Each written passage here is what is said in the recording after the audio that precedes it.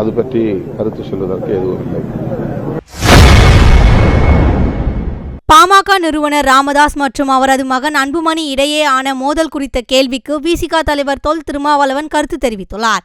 பாமகவில் தந்தை மற்றும் மகனுக்கிடையே கடுமையான பதவி மோதல் இருக்கு. எப்படி பார்க்குறீங்க? அது அவருடைய உட்கட்சி விவகாரம். அது பற்றி கருத்து சொல்வதற்கு எதுவும் இல்லை. திருமாவளவனிடம் தோற்று போகலாம். தந்தையிடம் தோற்று ஏற்றுக்கொள்ள வேண்டிய விஷயம் தான். அது மகன் அவர் ஏற்றுக்கொள்ளாமல் எதிர்க்கிறார்.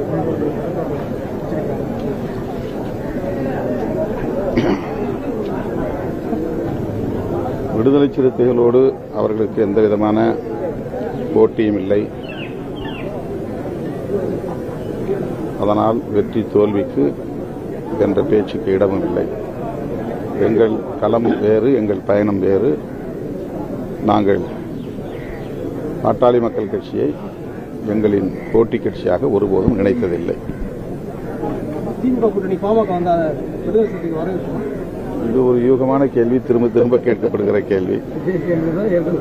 அதற்கு அந்த கேள்விக்கு இப்போதைக்கு அந்த அவசியமும் இல்லை.